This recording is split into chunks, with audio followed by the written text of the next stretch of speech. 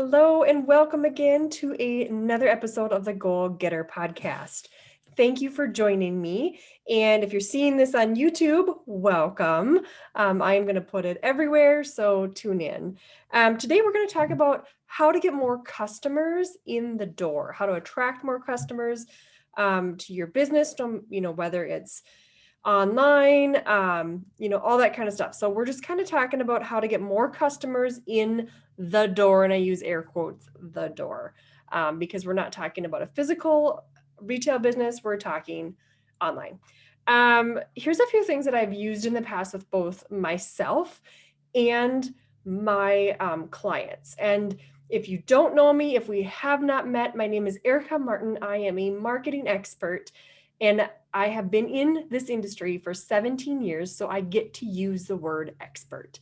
I feel like a lot of people just say they're a marketing expert, and they shouldn't be using that word because they haven't been in this industry and seen how everything has changed and evolved over the years. So here I am here to serve you and help you build your businesses and watch them grow. So here's some notes that I wrote down about how to get more customers in the door. Let's talk about number one, which is collaboration. Collaborations are really powerful because the minute you collaborate with an influencer, a brand, a company, whatever it may be, the minute you start that collaboration, you're now in front of their audience. So you're kind of borrowing their audience in a way, is what I like to say. But collaborations are really, really powerful. So example, let's say you're a dietitian and you would collaborate with a brand that you really believe in, like a health food brand or whatever. That would be an amazing collaboration because now you're in front of all of their audience. If you're you talk to influencers that have a really big following. Again, now you're in front of their audience. So ways to get more customers in your door is a collaboration.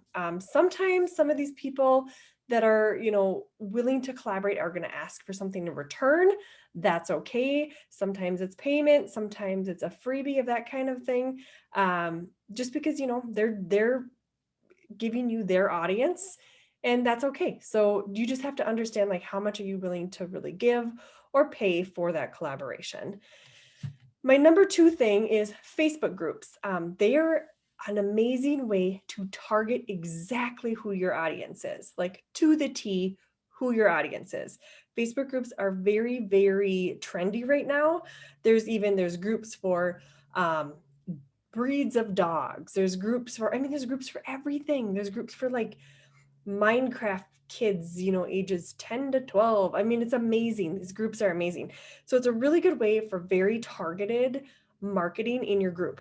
But when you're in your group, you do not want to be salesy. You do not want to sit there and spam them. You want to give them good information so they stay in your group and they stay active with your group. And also allow the person that's in the people that are in your group to comment, to share their ideas and that kind of a thing. If you've ever joined a group, I'm sure you may have in the past, you're probably, there's rules within groups. So you're probably going to really pay attention to those. Some groups are just, whatever, anything goes, which that is fine. But what happens is then the groups end up become very salesy. So you want to have some rules around the groups if you're going to create a group. And also, it'd be great to use a lead magnet to get them in. So we can talk about Facebook ads in a little bit, but if you're doing a lead magnet, that's a really good way to get them in the door. Like I said, don't be salesy because people will not pay attention. Number three is video marketing. Any type of video. I'm doing video right now. This is a video. I'm also recording for my podcast. So video is a really huge way. It really opens that door between your audience and yourself. You're no longer just a picture. You're really, showing them inside of your world, inside of what's around you, that kind of a thing. And they want to see that. You want to build that like, know, and trust factor. That's kind of our goal, like, know, and trust. So there's behind the scenes videos you can do, engagement videos, ask them to do something at the end of a video, educational videos. That's what you're watching right now is an educational video. Any kind of like paid membership videos, anything you want to do. People love videos. It's just another way to get your audience going. Number four is Facebook and Google ads. Facebook ads are both Facebook and Google are very powerful, because in the past, what you could do is just put an ad out there, and wherever it would pop up, wherever the system would say, hey, we're going to pop that puppy up on whatever page, that's where it landed. Now we can target down to the exact person that you have identified as your audience. So it's a really good way to get people to, very targeted audience into your world, into your ad. So one thing I would suggest, though, a lot of my clients come to me and say, I want to do all this Facebook advertising, and that's awesome. It's expensive. And, yes, you can run a $5 a day ad. That's awesome. That's not going to get you very far. So it's kind of a pay to play in a way. There's some things you can do to kind of overcome some of that, but it is sort of a pay to play. The more you pay, the more they will play whatever it is, play whatever it is that you are trying to get them to look at. And then point to something free. If you are going to do an ad, point to something free, because people are willing to give their information if it's free. Paid, they're going to be like, I've never met you. Let's not do this. Let's see. I'm looking at my notes. Number 5, LinkedIn. It is a very underutilized platform. It is. Even myself, I have to remember to pay attention to LinkedIn, because it is underused. It's very, very targeted, because the people that are on there for a very good reason. It is a very underused. So if you're a business that's selling to businesses or have a brand that could really benefit for that, I would highly recommend doing a LinkedIn profile. There's groups within LinkedIn you can join. Those are kind of a new thing. It's a very engaging audience, or engaged audience. Should you say engaged? They are very engaged, and they're wanting to talk with you. And it's another great way to partner with brands. So there's some rules around this when we're looking at getting more customers. You have to go where your audience is. If you're not going where your audience is, and you are picking just, okay, I want to be on this platform, even though I don't know if my audience is there, it's not going to work. You need to go where your audience is. I recently had a new client prospect come to me. We're talking about platforms that they should be on. And one of the people said, well, what about Instagram? And I said, we definitely can be on Instagram. That is fine. But Instagram is a very different platform than what your audience is looking for, because it is. And a lot of digital marketers are pushing Instagram. That's awesome.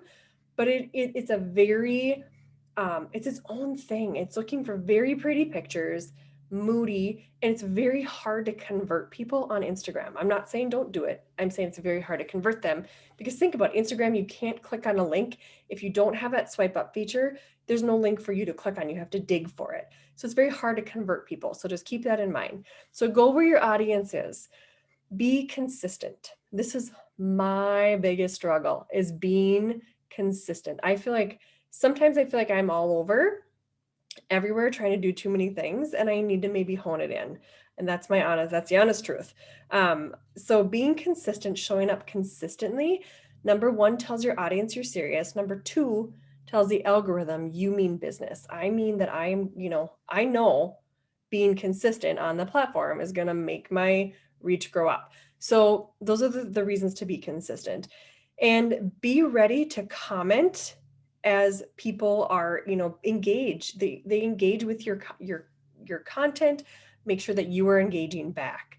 And as leads come in, make sure that you're ready to convert them. Because if you have leads coming in, like click on my ad and it goes to just a page and there's nothing there, don't do the ad yet. Wait till you're ready to go. Have your funnel ready, have your customer journey mapped out, whatever that may be. Make sure you're ready for those customers before you start getting into pushing the customers onto your platforms. And also have massive value when it comes to your audience. Share, give massive value. So those are my top ways to get in front of a new audience and new customers. And I hope you enjoyed our time together. And please like and give a good review for our podcast. If you're listening to this on the Goal Getter podcast, we would love to hear comments. We would love to see your likes, and share it with your friends. See you soon.